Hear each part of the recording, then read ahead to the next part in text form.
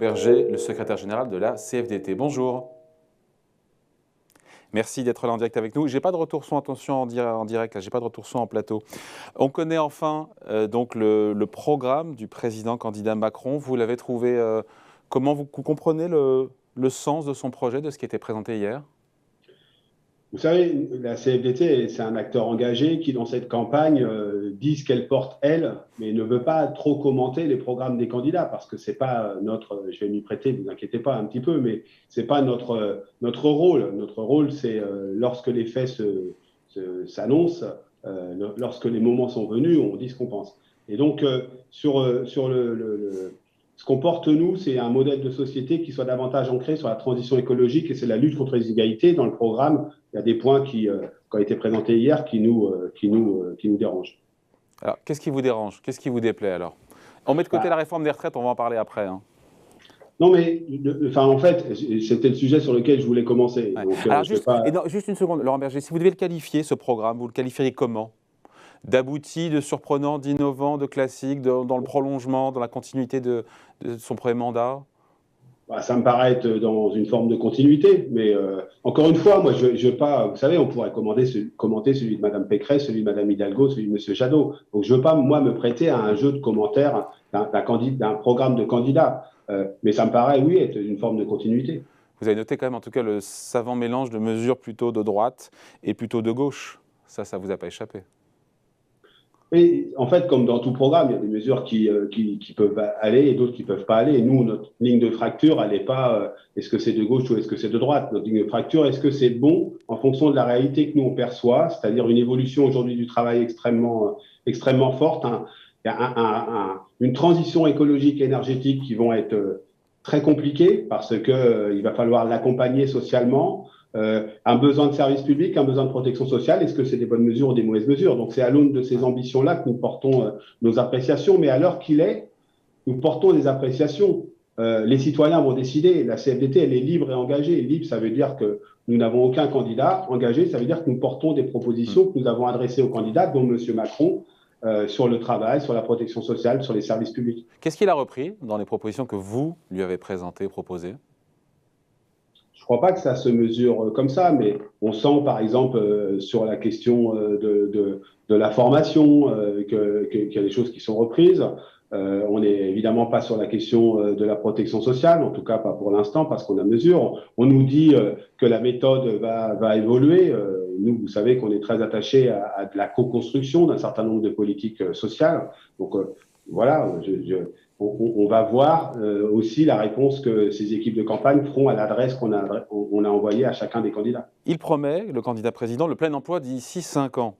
Vous y croyez? Vous y souscrivez? Vous êtes dubitatif? Porter une ambition de plein emploi, moi je partage. Je pense que le plein emploi, c'est bon à plusieurs titres. C'est bon parce que d'abord, ça permet à chacun, et c'est la question qui est posée derrière, de vivre dignement de son travail. Donc ça dépend de quel emploi. Et si on parle de l'emploi durable, de l'emploi avec de la reconnaissance professionnelle, évidemment qu'on peut que souhaiter le plein emploi. Sauf que ça veut dire que c'est 5 millions de personnes qui sont aujourd'hui au chômage. Donc il va falloir les accompagner.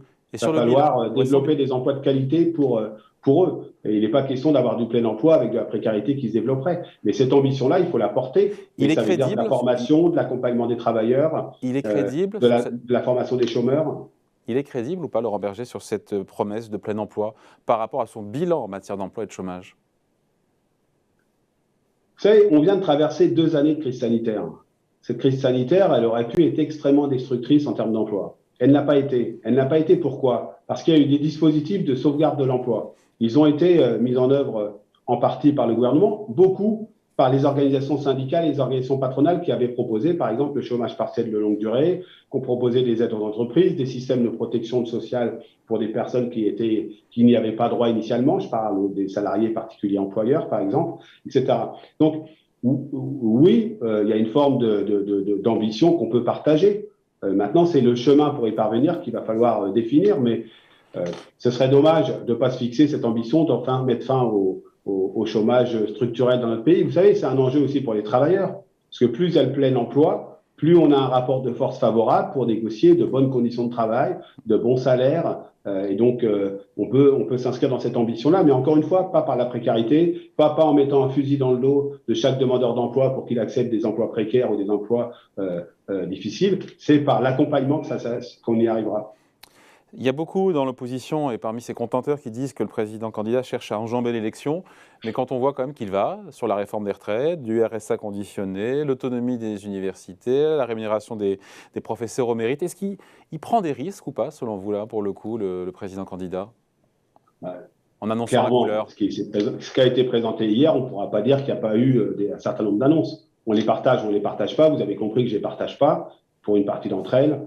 Pour d'autres, potentiellement, il faudra regarder, mais il les a annoncés. Vous savez, moi, je ne rentrerai pas dans cette logique où celui ou celle qui sera élu le 24 avril ne sera pas légitime. Il sera légitime. Laurent Berger, il y a ce procès qui est en illégitimité, qui est en train de monter cette petite musique comme quoi, en enjambant l'élection, en ne descendant pas dans l'arène, c'est ce que lui reprochent certains, avec pas suffisamment de débat, il ne serait pas légitime derrière, il n'aurait pas l'onction suffisante pour appliquer ce programme. Vous inscrivez en faux. C'est un chemin très dangereux. Ce chemin qui est en train d'être pris, c'est très dangereux. D'abord, moi je dis, premièrement, il faut qu'il y ait débat. Donc c'est aussi sa responsabilité, la responsabilité de chacun des candidats, qu'il y ait débat. En tout cas, il faut que les programmes soient clairement énoncés. Pour le coup, c'est le cas de chacun et chacune. Maintenant, il faut qu'il y ait débat, et je pense qu'il y aura débat d'une certaine manière, mais ce n'est pas à moi de m'en mêler. Mais ce qui est sûr, c'est que celui ou celle qui aura recueilli le plus de suffrages le 24 sera légitime. Commencer à dire que ce ne serait pas le cas, c'est se mettre en situation collective très compliquée après. Ça ne veut pas dire qu'il devra faire tout seul. Ça ne voudra pas dire qu'il aura l'onction et le chèque en blanc. Qui que ce soit M. Macron, Mme Pécresse, Mme Hidalgo, M. Jadot ou M. Mélenchon ou d'autres. Ils n'auront pas reçu le pouvoir suprême de faire ce qu'ils veulent, mais ils auront la légitimité à présider ce pays. Par contre, je les mets en garde toutes et tous.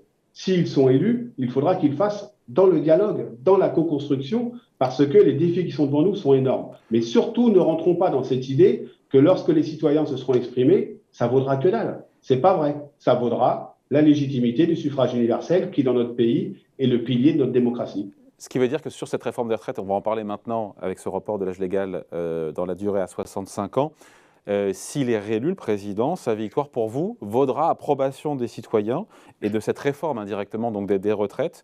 Et donc vous y opposerez pas. Ce que je dis, pour préciser, et c'est un bon exemple, ça vaudra qu'il aura légitimité à le mettre sur la table, mais qu'il devra le discuter.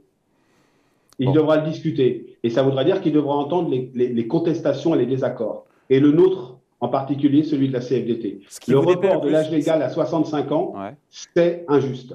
C'est injuste parce que ça va faire travailler plus longtemps ceux qui ont des métiers difficiles et pénibles et ceux qui ont commencé à travailler tôt.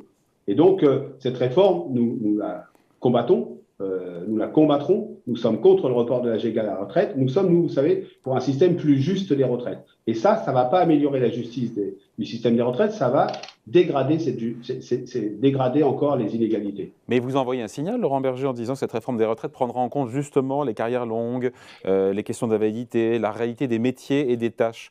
Il nous parle d'une réforme qui fera l'objet de concertation avec les partenaires sociaux. Avec vous, il y a un sentiment de déjà-vu, non ?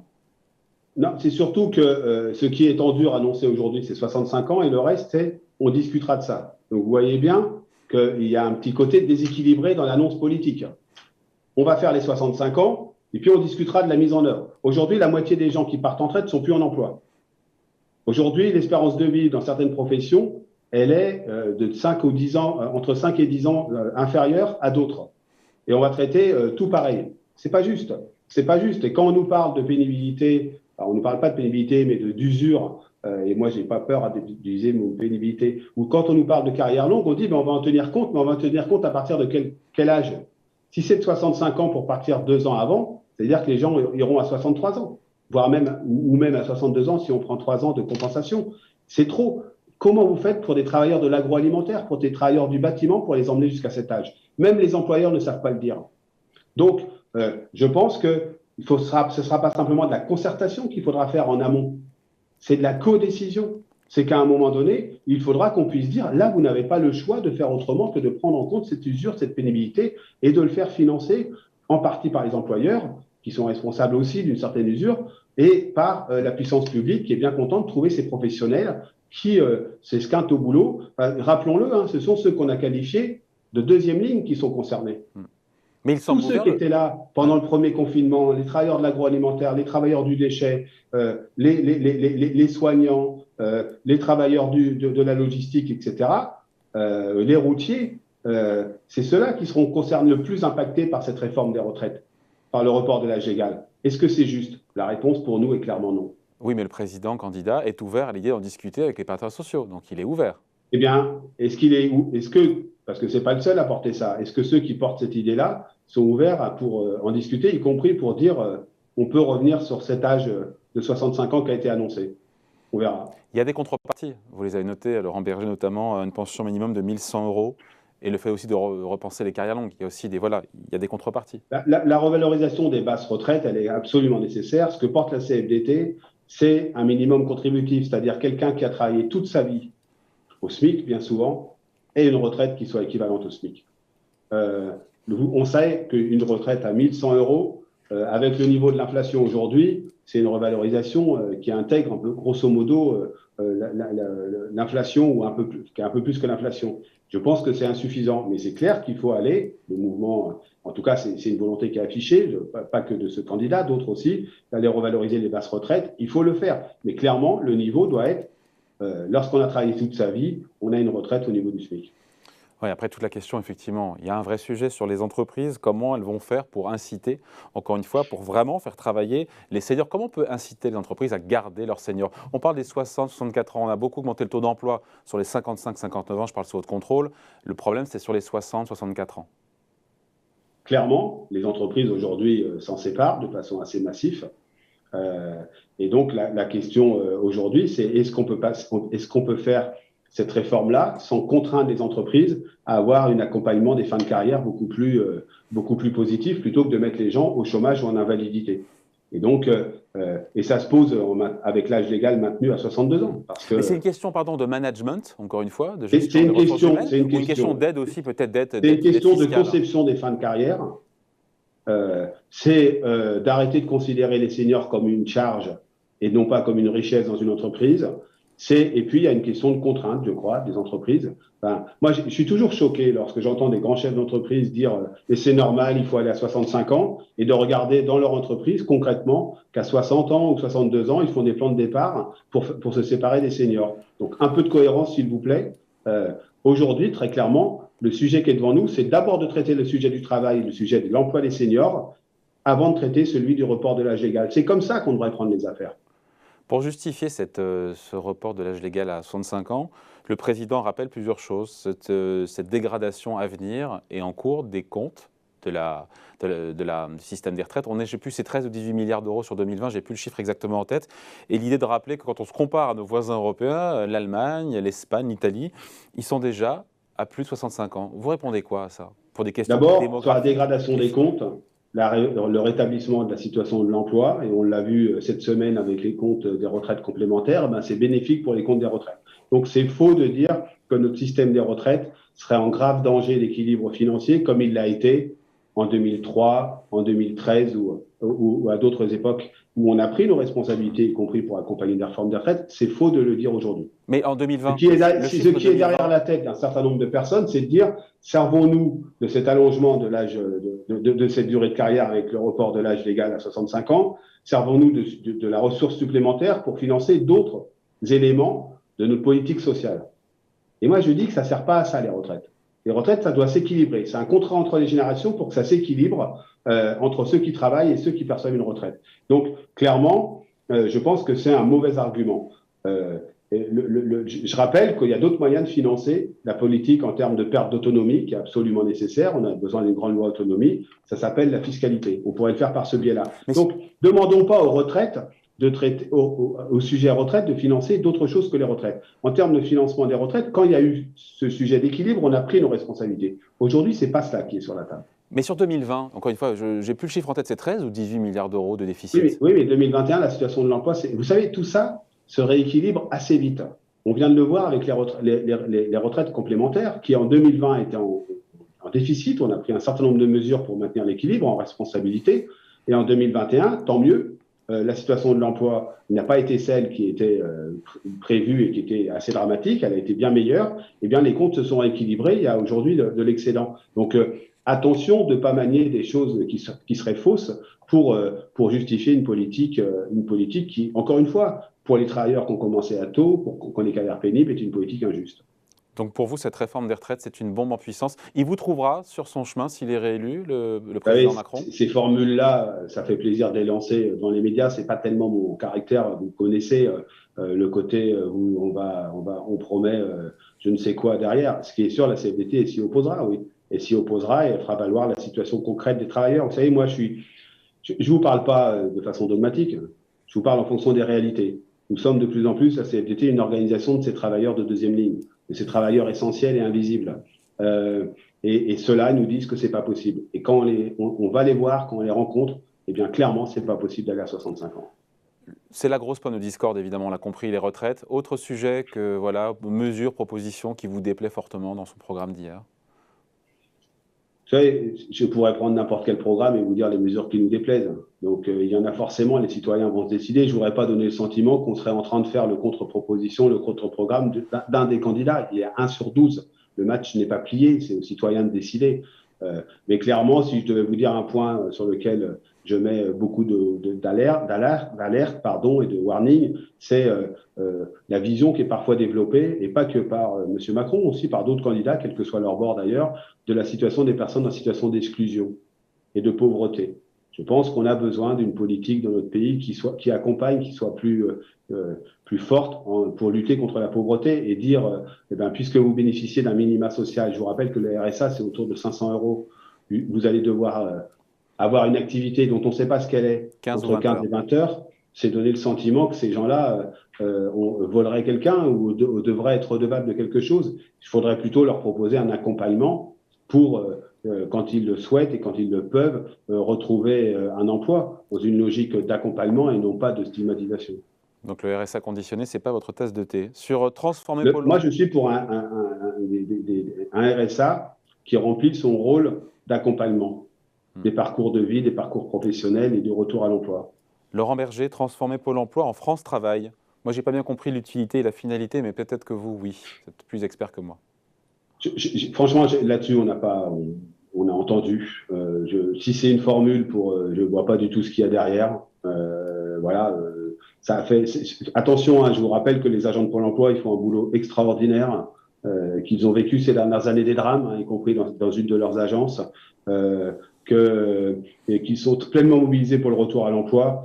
Leur donner le sentiment que tout ça devrait changer parce qu'ils ne le feraient pas bien, je ne suis pas sûr que ce soit très, très, très efficace, mais encore une fois, on n'a pas encore ce qu'il y a derrière. Vous savez, les programmes, ça a ceci de particulier que parfois, c'est plus du concept que de la réalité. Et je ne parle pas de ce programme-ci en particulier, mais de tous les programmes. Maintenant, c'est l'exercice du pouvoir derrière qui montre s'il y a une réalité derrière. En tout cas, ce que nous ne voulons pas, c'est démanteler Pôle emploi. Pôle emploi a fait la preuve de son efficacité. On a parlé d'une situation de l'emploi bien meilleure que ce qu'on aurait pu craindre. Les gens de Pôle emploi sont évidemment, c'est grâce à eux que c'est aussi comme ça. Laurent Berger, je ne vous sens pas excessivement emballé par ce programme du candidat Macron, hein. Vous savez, je ne m'emballe autour d'aucun programme.